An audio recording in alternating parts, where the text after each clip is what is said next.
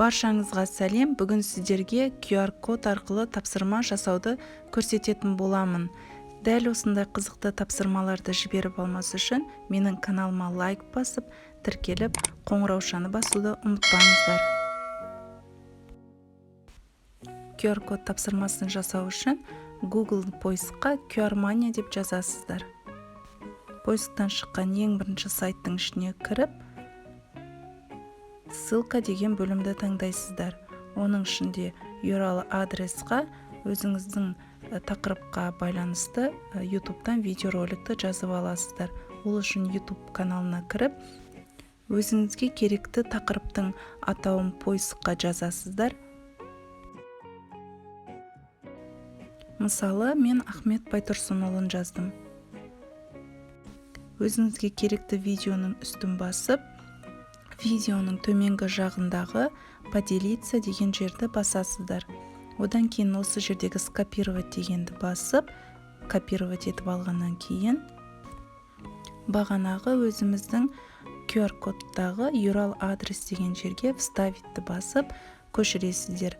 Одан кейін осы жердегі 4 бағандағы карточка деген бөлімді таңдап, медиатекаға, мысалы, мен өзім WhatsApp желісіндегі суретті жүктеп алдым. Одан кейін осы жерді басып, жүктеп алған суретімді таңдап енгіземін. Сол кезінде маған осындай сурет дайын болып шығады. Бұл суреттің астында 2 бөлім тұрады. Осы жерден скачать дегенді басасыздар. Одан кейін скачать PNG форматын таңдайсыздар. Сосын сіздерге осылай загрузить деп шығады. Соны жүктеп алғаннан кейін суреттеріңіз осылай ашылады. Ал енді осы QR кодпен қалай тапсырма жасаймыз?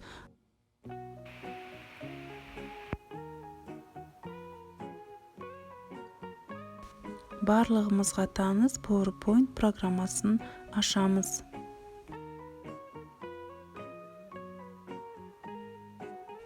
Экран беті ашылғаннан кейін дизайн бөліміндегі размер слайда деген жерді басып, настройкасын түзейміз.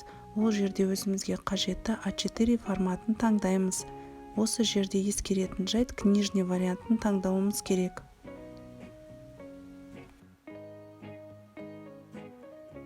Өзімізге қажеті жоқ бөліктерді тазартып алып тастаймыз. Өзімізге қажет суретті вставка бөліміндегі суреттің ішінен таңдап аламыз. Өзіміздің жасаған дайын QR кодымызды осылай экран бетіне қоямыз.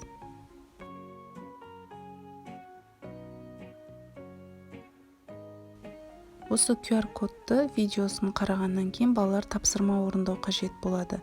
Осы жерде надпись деген жерді басып, өзімізге керекті балаларға арналған сұрақтарымызды астына жазып қоя аламыз. Мысалы, мен өзім 3 сұрақ дайындап алдым.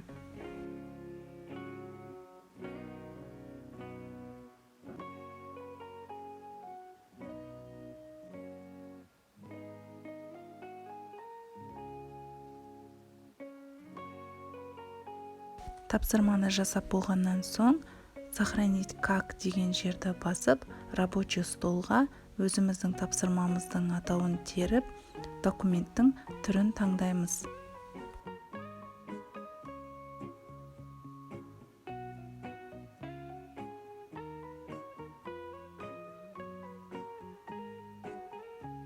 Документ түрін таңдаған кезінде міндетті түрде JPEG форматын таңдайсыздар.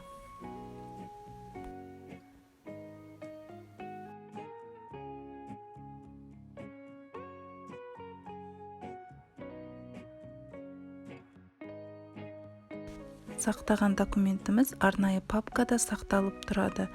Ашылған документті өздеріңіз принтерде шығарып алсаңыздар болады. Сіздерге видео ұнаса, лайк басып тіркеліп, комментарий қалдырып өтіңіздер.